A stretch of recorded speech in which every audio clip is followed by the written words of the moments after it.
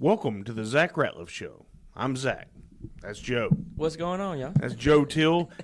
He's the got a big podcast around here, the Joe Teel Show. Man, you got like 15,000 followers, don't you? Yeah, on Facebook at least. Yeah, man, you're rocking and rolling. Well, it's proof that clips do better than actual videos. Right. Yeah, that's right. Before we jump in today, I'd like to thank my sponsors, Mortgage Financial Services here in Texarkana. I'd like to thank Elmwood Custom Goods for being on board. Look up their website. They're on my Facebook page for the Zach Ratliff Show. And I'd like to thank Church on the Rock here in Texarkana. That's Church on the Rock .org. And Steve Oglesby always says something about like, well, we'll pray like hell for you or something, or we'll probably pray out of hell or whatever. I can't remember what it was. Anyway, Joe, let's get into it.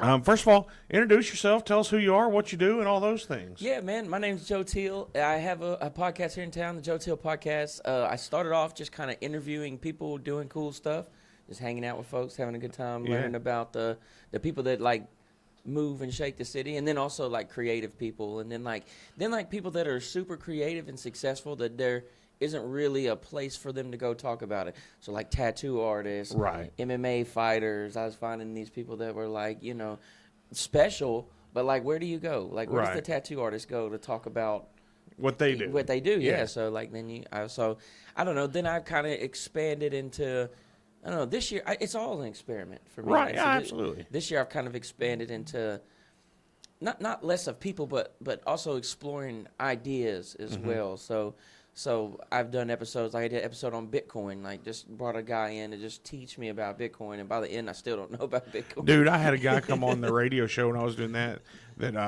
used to work for Bitcoin and ran their website and stuff. And I just looked at him and I was still just kind of staring at him lost when he left. Like, oh man, that's a whole lot of information. Dude, I feel like you can get, unless you really understand it, somebody can tell you about Bitcoin like 40 times and you'll still just be like, I don't understand Bitcoin. Yeah, no, that's exactly right, man. So you got that going, and then you run a business besides podcasting as well. Yeah, Teel Septic Service. That's how we actually survive. How you pay some bills.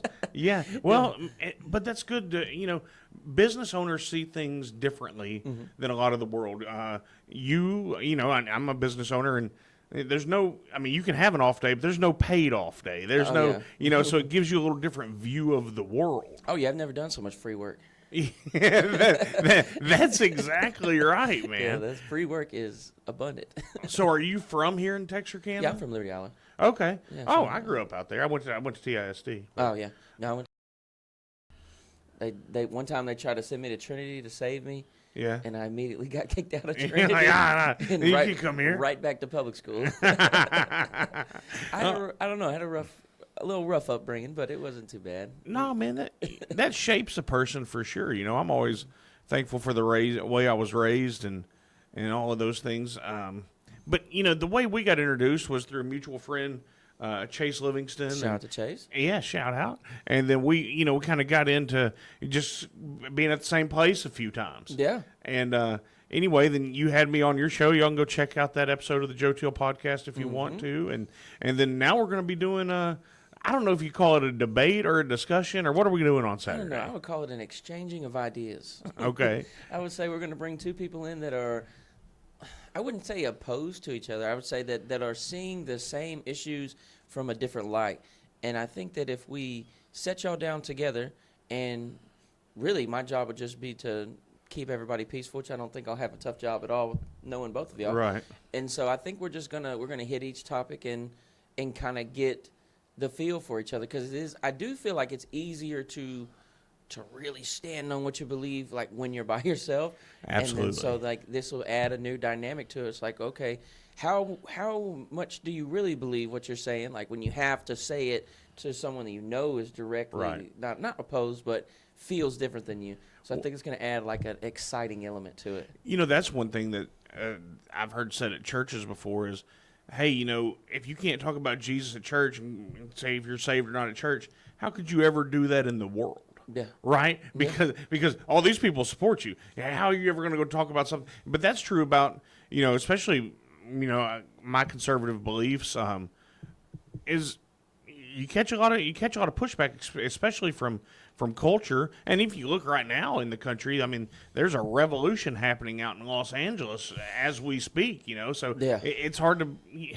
It's a weird deal. Either you're going to stand on what you believe or you're not. All right. Yeah, it's weird because it's like the more I get into stuff and the more I learn about stuff, the more I end up being on the fence about things. I don't know if this is like I don't know if I would call that a flaw or I don't know, because I'm not sold on how open-minded we're actually supposed to be, because I do feel like you can be so open-minded that it makes you like indecisive and you don't stand on things. Right. But also I feel like there is also not a dangerous element, but also something kind of scary to getting on a set of beliefs and just sticking to them like super hard. Right. Because then you might just become those beliefs instead of like, ooh, because I think that there is an element in us that we're supposed to be able to, get not just get new information and change, but also just be like growing. Like you wouldn't want to be the same person 10 years later. That would be strange. Well, I think that's right. I think you should be able to think critically enough to challenge your own ideas with evidence. Right. And then if that evidence proves out to be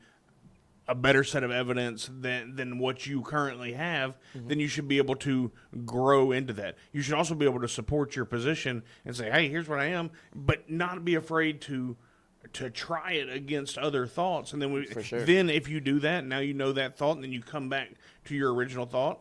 Plus, now you know why it works against that. I think that's okay, right? And so that's kind of my view is, that's true liberalism. Actual liberalism is an open mind to hearing different ways of thoughts, hearing different versions of things, and then being able to process it in such a way that, okay, here's my foundation. I went all the way around. My foundation still works, so I'm going to stick to it. Or, okay, I was completely wrong. And then you have to not be self-centered enough to think that you're all-knowing. But, okay, Right. I was wrong on that.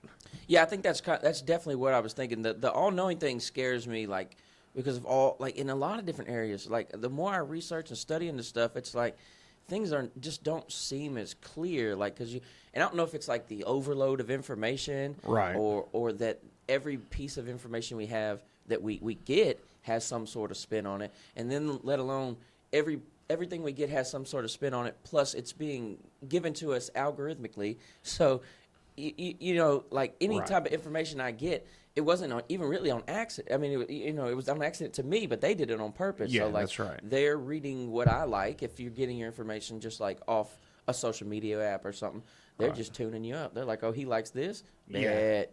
We'll give it to him. That's why, I'll go to Citizens Free Press and, 5 or 6 different news sources to pull my news for the day. And it isn't always exactly what I want to read, but it's the truth, Right. because you're getting New York Times, you're getting MSNBC, CNBC, you're getting all of these. And then now I can look at it and put, like, okay, I don't believe this. Why don't I believe it? And then you have to go look for that. But if you're just eating from the trough, man. Yeah, it's tough. Plus, we have a cognitive dissonance where we get uncomfortable being presented with stuff that doesn't line up with our worldview. Oh, absolutely. And so that plays into these algorithms even more, because they know that they can give you something that you like, and you'll be more than likely to say, okay, this kind of lines up with what I like. We'll keep on tuning into that. But to go out of your way to find other stuff is uncomfortable, and I think that almost plays against our nature.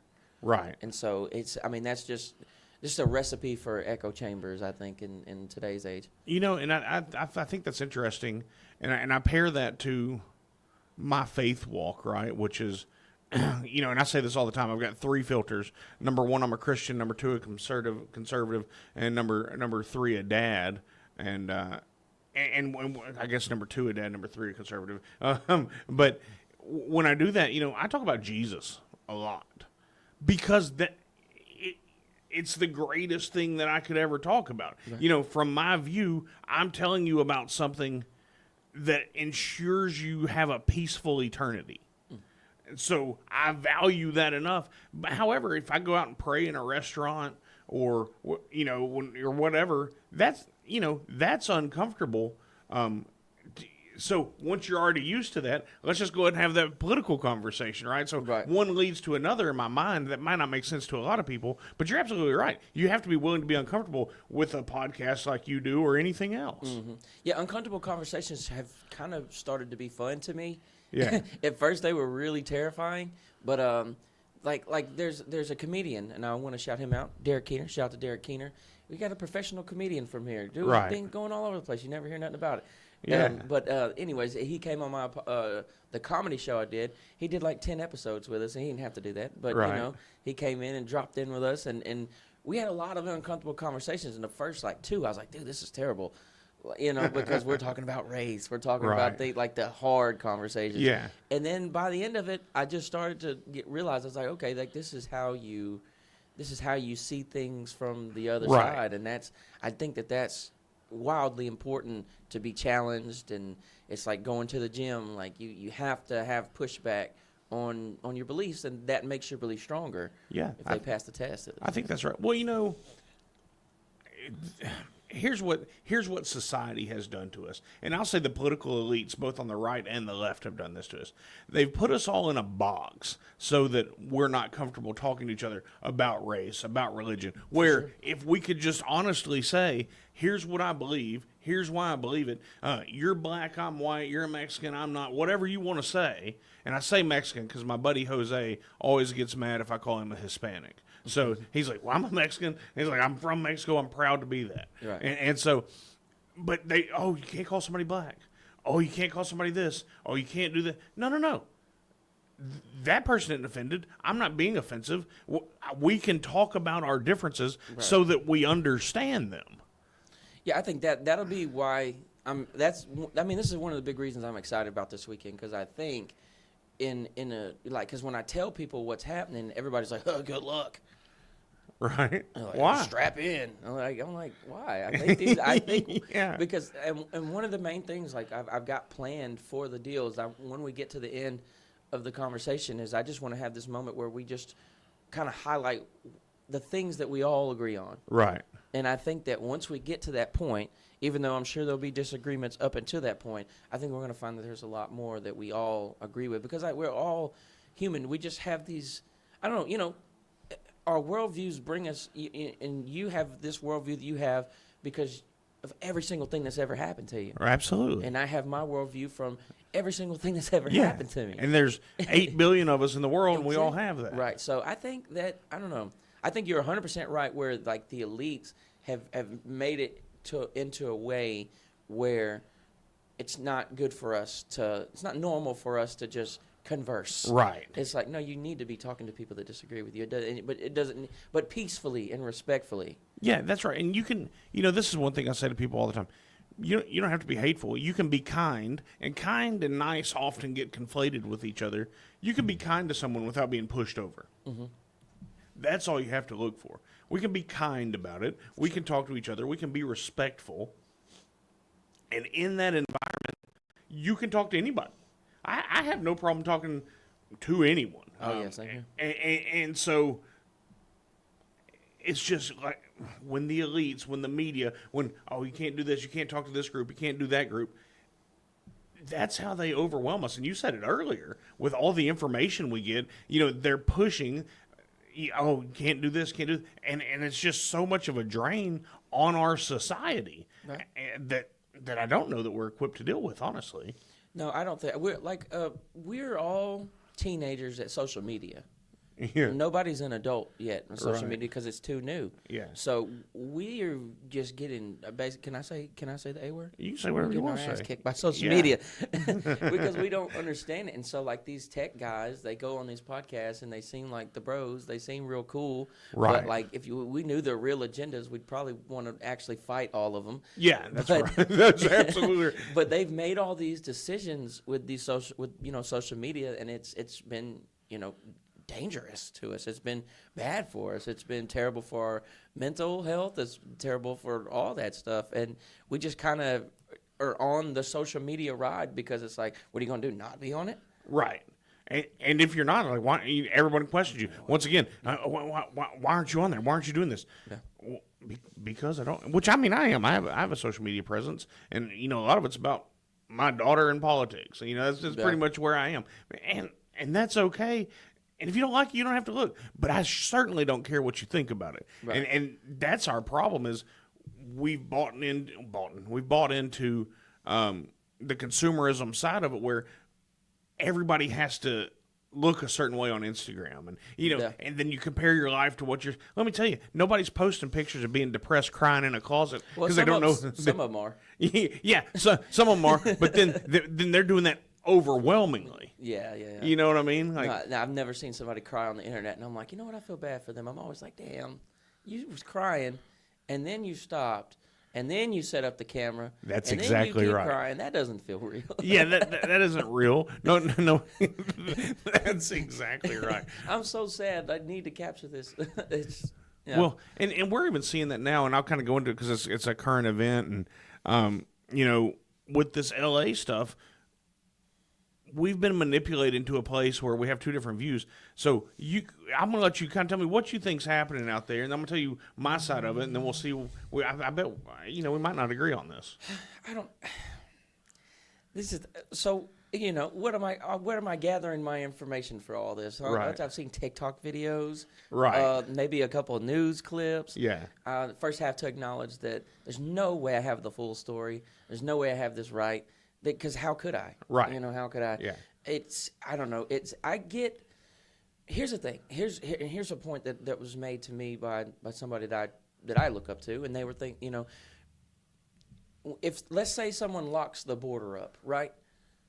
That's easier to get behind, right? It's basically the same kind of thing as right. deporting somebody. Right. But the border, they're like, okay, yeah, tighten it up. Right. And everybody goes, yeah. Yeah, we probably shouldn't have an open border. That's a little wild. Yeah, That's yeah. a little loose.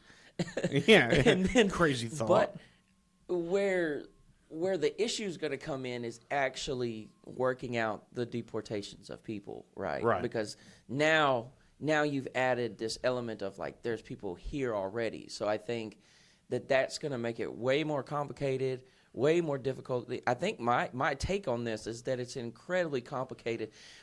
There's different aspects of it, like because so many people voted for Trump, and this is not like something that just came out of his ass. He right. said this. He said that he was going to do this. I think the issues come up with is in the complications of it, like how are we determining who gets sent out of here? And anytime you try to like mass deportations, it sounded good on a campaign, but even when he said it. Even when he originally said it while he was campaigning, I was thinking in my head, I was like, when he goes to carry this out, it's going to be a problem. Right. And so, but a lot of people want it, but it's like that push and pull of like, how are you really going to get people out? And can you do it in a way that isn't messy, that doesn't turn into something wild? Then when I think about protests and when they turn into riots, like, I was tempted to ask a question on Facebook, but I'm damn near glad I didn't do it. I like to ask the questions, and I get tons of comments and people, but I don't know, this one probably wouldn't work.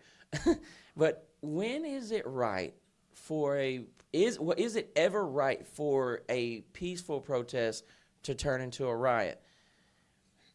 I don't really think so, but then you got to think about there's other elements to it. See, like my brain just goes and goes and goes on this stuff. You got to think like, are we 100% sure that it's like this is natural? Like this is just a natural gathering absolutely of not. people? I mean, they're being paid a lot of these. Yeah, well, there could be regular people out there. There are some that are getting caught up in it for sure. Yeah, and they're just regular people out there that like, hey, man, I don't really agree with deportations. They probably didn't vote for it. And when we say Trump won by a landslide, we can't forget that like. What was it like? She still got like 69 million votes. She's got a lot. So I mean, we say landslide, but that it was doesn't an mean electoral college landslide. Yeah, in that sense. But yeah, there's still 70 million people out there that probably don't agree with this. Right. And so it sounds good on paper, deport, as that one dude said, but doing it, I think there's no way unless you are super careful, and it seems like it's just going fast. Right. And I think when you go fast, that something like this happens. And like I said, I don't think this is all natural. Right. I think there's other things at play. But let's say people do come out and add to the flame, and they burn a couple cars maybe. Now everybody at the protest, should they be treated as rioters? Right. Even the people that were just chilling. So like you saw the Australian reporter She got shot by a rubber bullet. She was just standing there with the microphone. Dude aimed right at her. Looked at her and shot her. That was Smoked her. absolutely insane activity. He should be fired. He should be like put in jail. That's Yeah, wild. he You can't just hammered shoot. So but you know, but it's so complicated because like now Trump and Newsom, they don't get along. Right. And so, like, this is like, it's a political thing for them. Like, no, I'm sitting in the National Guard. Well, I'm the governor. Well, for the first time since the original LA riots, Right. they said, well, we'll just bypass Newsom and we'll bring him in. Now the Marines are there. So it's like, So there's a lot to it. Now let me give you what I see, and I'm no genius. I'm part of the GOB club, the good old boy, and I just run stuff through the filter that I have. But you gotta where I always go back to, and remember the thing that came out a couple years ago. How often do you think about Rome? Right? Do you remember when this came out? Yeah. For me, it's every day. And so the fall of Rome started with when the countries, the Gauls from the north, wanted to be Roman. Okay? So it wasn't, Rome was burned 8 or 9 times. I can't remember offhand. But that wasn't the fall of it. It was they would allow, okay, we're tired of fighting the border. We're tired of fighting the border. So they'd allow them in, and then they wouldn't make them assimilate to their culture. Right? So in our country, there have been times, especially in the last century, the 1900s, where they would pause immigration. They had immigration pauses to allow time for assimilation, everybody to become American, and then start immigration again. So the Romans would allow them in, and there would be less Roman, and finally they lost the Roman culture. So then the Roman Empire splits into Eastern Rome and Western Rome, which then becomes the Byzantine Empire, and then all of that goes forward. So they lost Rome itself due to the lack of assimilation from a foreign culture coming in. So that's where you get to the border thing. So I go with that. Well, then in this situation with the LA riots, and I'm going to tie everything back to politics, because no matter what, it's all about power. It's all about who can rule us. So in Minnesota, they now allow you to be a police officer without being a citizen. So now you're not allowed, or you're not tied to our Constitution. You're tied to whoever overrode that. and that's still a thing? Yeah. I mean, that just happened in the last 2 years. Oh, that's wild. That's a wild take. Yeah, and so you don't have to be a citizen, but you can be a police officer. Well, you're already not following the laws. And then there's a representative up there who just came out and said, "Oh, I'm not actually a U.S. citizen." So we'll see what happens with her. She's a U.S. representative. She's here illegally. So now that's a problem because that's illegal. But it's already illegal because you're breaking a law. So then there's that. Well, then when you look at the push to let illegals vote, well, that doesn't seem right. But even if they can't vote, in the U.S. Census, the way it's done is you just count the amount of people, not the amount of registered voters. And so every 750,000 people gets you one U.S. delegate. Right. So in my view, and then I saw something. I saw a report on this in the last 2 days. I don't remember exactly where. You look it up. But there's an estimated 54 extra representatives in our country due to the illegal population alone. So if you put them all in Democrat-held areas, then you gain that many representatives, that many votes, even though they're not technically voting. So you think it's political? It's more than political. It's about power. We're going to get these people in. We're going to give them food. We're going to give them phones. We're going to give them housing. We're going to give them all these things. And they don't even have to vote for us. What we'd like for them to. We're going to try to push and change those laws. But we gain representatives, so we maintain power because our policies are failing. If you look at California, their population is on the decline. New York, their population is on the decline because the policies aren't working. They have to bring in new voters. They have to bring in a new base.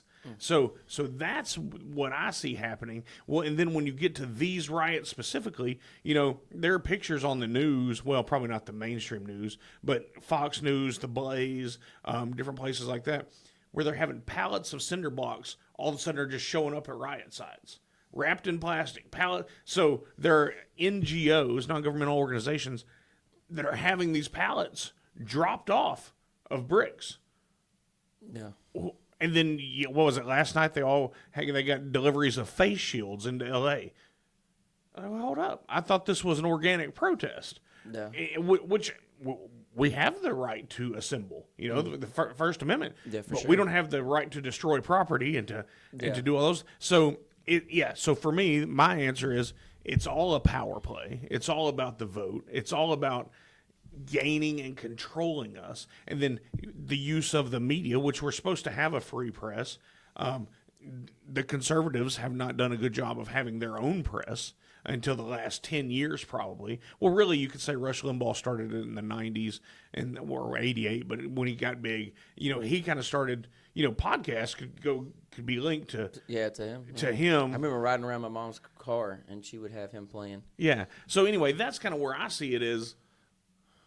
It's all about power, and they manipulate the narrative to feed the fire, because the way the Civil War started was by Southern Democrat-controlled states not following federal law. And so they rebelled. California currently, Gavin Newsom is telling them not to follow federal law, and they're in rebellion. Yeah, but they want to sue the administration. That's going to be interesting. Yeah, I'm interested to see how that plays out. Can you do that? Yeah, I mean, yeah, imagine you can. They get sued all the time. So anyway, that's kind of my take on the riots. Is yes, somebody somewhere is upset about the deportations, but more than that, we're being manipulated into this power struggle that's all about keeping people in place to rule us. I get that. I can see that happening. Yeah. I want to think about you just tell me when we got to stop if I'm talking too long.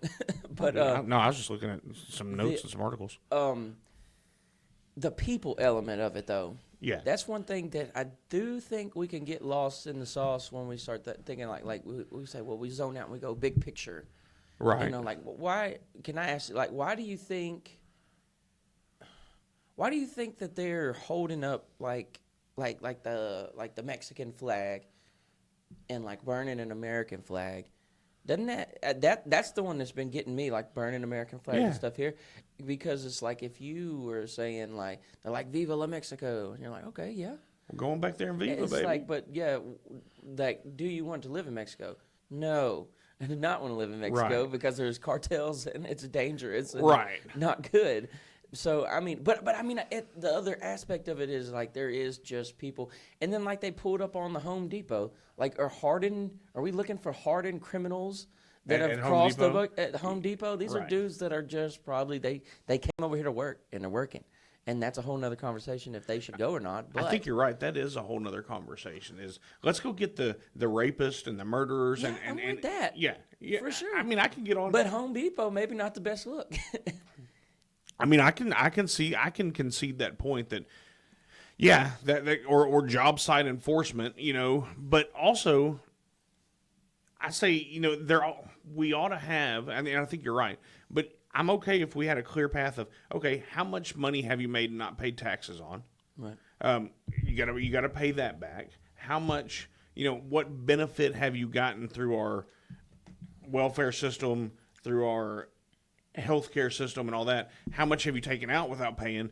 So if we could come up with a way to, okay, go back and get your paperwork, then we're going to figure out how much you owe us, and then we're going to work on paying those back taxes. Because if you and I don't pay our taxes, and we don't pay our hospital bills, and we don't pay our rent, and you being a part of a family business, you don't have the welfare option. No matter what you make, even if it's very little, you make too much. Yeah, we've never been able to. Yeah, even when it felt like we needed it. Yeah, that's exactly right. And so it just doesn't work. So, yeah, I'm with you. Yeah, some of these people probably are here looking for a good life, working hard, decent people. But let's do things the right way.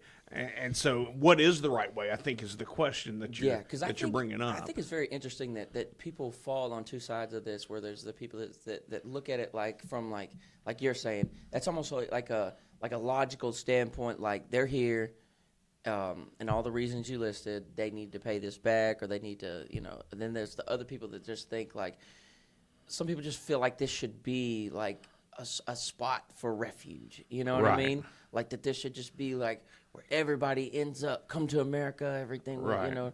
And so, but I think this is like the boiling point of those two mentalities hitting each other. Like, hey, like if you're here, it should be fair. It should be just like me. Right. And then there's also like we should save everybody. And then you've got, so when these two come at a head, you end up with, I feel like what we're getting.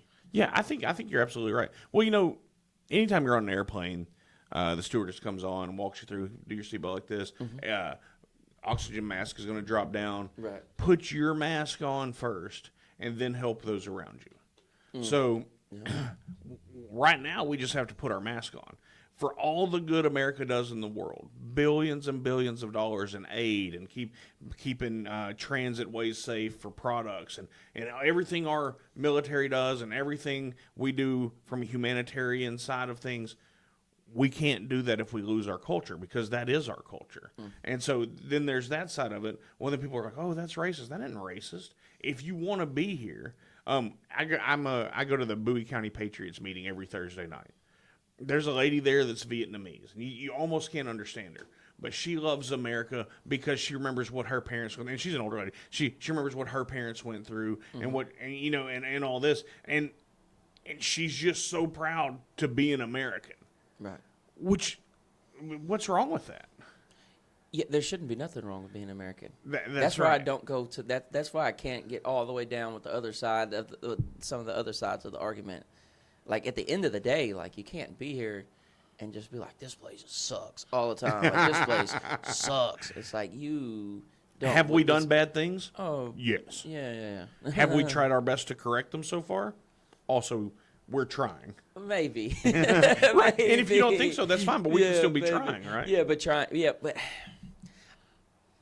I don't know. I guess I can see why. But people have lost faith in not only the government but the media and Oh, absolutely. they've lost faith in all types of stuff. So I mean, I get where and you got to think a lot of humans are just pessimists in general. Oh, right. And so like this isn't just a political thing.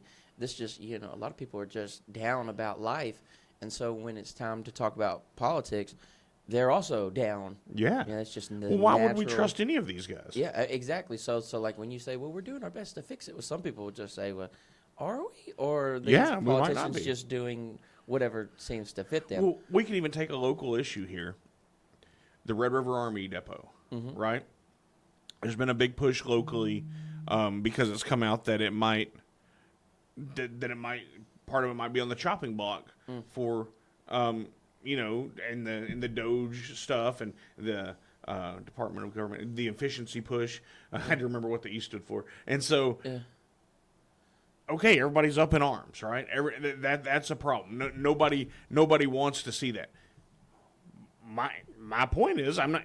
Yes, we need these 4,000 jobs. Also, we all know somebody who's bragged about playing dominoes or cards out there for 4 or 5 hours while they were working. Right.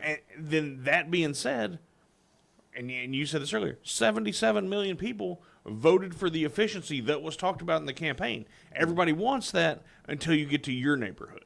Right. Right? Yeah, we want that over there. Yeah. I mean, it's like the deportation thing. It's like, yeah, stopping the border seems cool, but doing it here. Right, yeah. Like we when need they those take- coming across because they buy our food. Yeah, when they take people from your town, you're like, oh no, it's a different feeling. Yeah. So it's the same thing. But Doge it doesn't seem like it's actually going to work. right, yeah, that is a weird deal. It where we seems are. like it's not going to work actually. They showed where the acceleration of our debt clock did slow due to some of the cuts that they started. But What about the big bill is going to put us the other way? right, yeah. So it is crazy how they score those. Oh, it's going to save us $1.5 trillion. Well, no.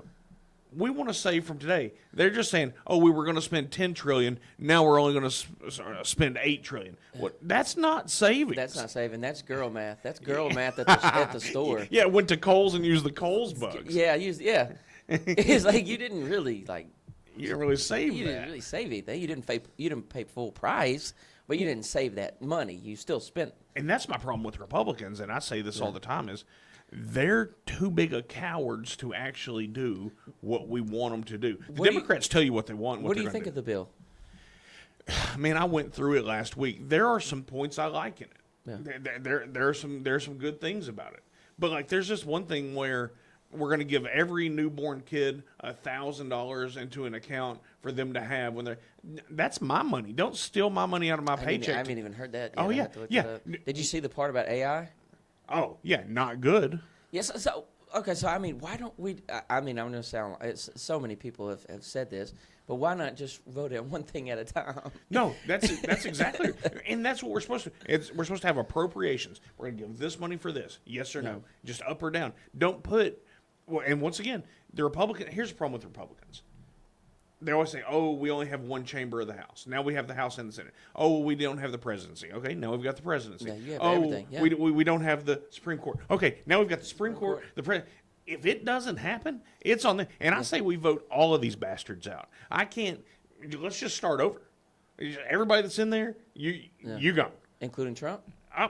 well, Republicans. He's out anyway. He doesn't. He can't come back. Yeah, anyway. he's not. Yeah. Yeah, but I'm just talking about the Congress, right? Yeah. Because that's where the bills come from.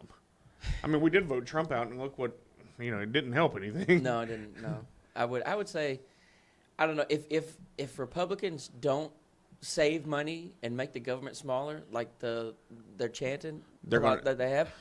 I mean, we'll look just as goofy as the other people did when they went out. Absolutely, and that's the problem. But it's I said all about, we'll. My bad. I'm not. No, you're right. Yeah, dude. I was like, look at me winning this guy over. No. Definitely and look, in the middle. anything I take or any survey I do, it always comes out as me being more libertarian than anything. I can't get down with the Libertarian Party because they'll be like, oh yeah, I'm for financial freedom. I'm for personal freedom. I'm not for meth and lunchboxes. You know what I mean? Or, Yeah. There's always something crazy out there. But I definitely don't think that's all libertarians. I think there's people. No, but there's always somebody that's going to sway. There is, yeah. Well, there's always. I think that's in every party, though. Yeah, that's true. So I not to be asking you questions and stuff on your show, but what do you think about the Elon and Trump deal? That is a interesting falling out. I'm going to say those two. I mean, I think. At some point, I knew something crazy would happen between them. Just their personalities. Well, they're both. Well, Trump's an entertainer, right? So I never lose focus of the fact that he's an entertainer. However, currently he's the most powerful man in the world, and Elon's the richest man in the world. Yeah. To get to both of those places, you have to be real sure of what you think. Now, there's part of me that thinks some of this is political theater. Now, it may have started with, look, when you come out and call somebody a pedophile on your social media platform, you may have taken it too far. So I think there's probably some animosity from Elon. Like you said, is Doge going to work? He took the time. He went into this. He found the cuts. Then what do the Republicans do? All thanks, middle finger salute. And then glad you showed it. We're not going to do anything about it. So he's probably pissed. Yeah.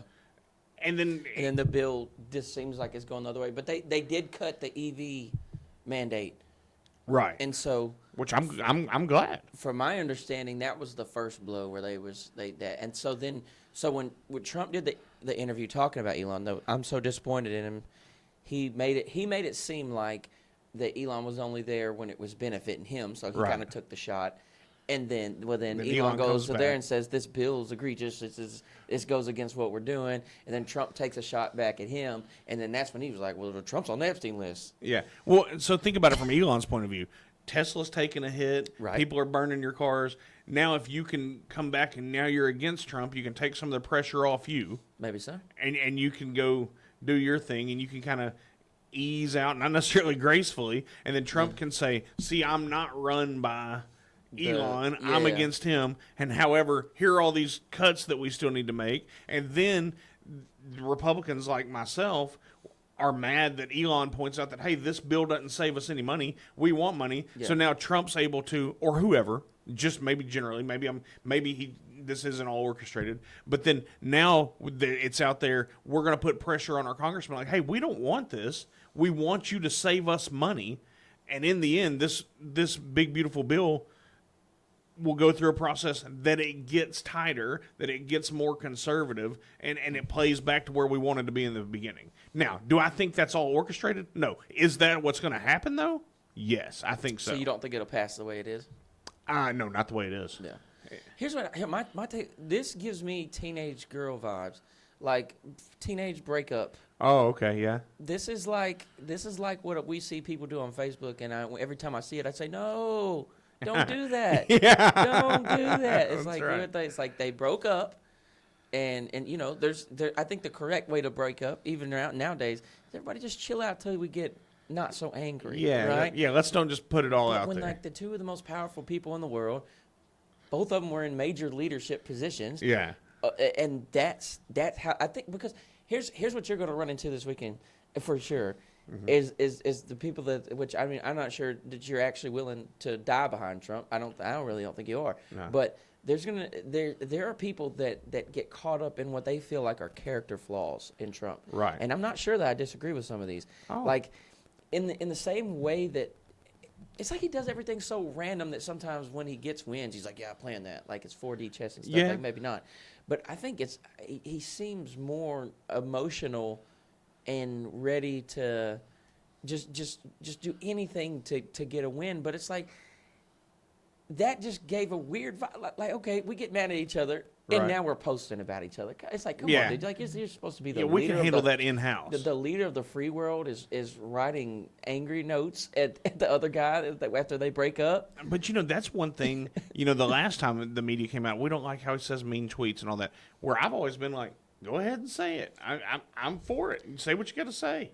Well, I think you get into two camps again. And I think this is where we find it, because there are people out there that have bought into like we should speak nicer, and we should, everything should be like not how it actually is. Right. And then you have the other camps that are leaning the other way. That say like, in reality, man, we say the F word and we talk bad to Right. each other. Yeah, you got but some of them, like your J.D. Vance and some of those guys, Yeah. he just plays it cool, but he just Yeah. is who he is.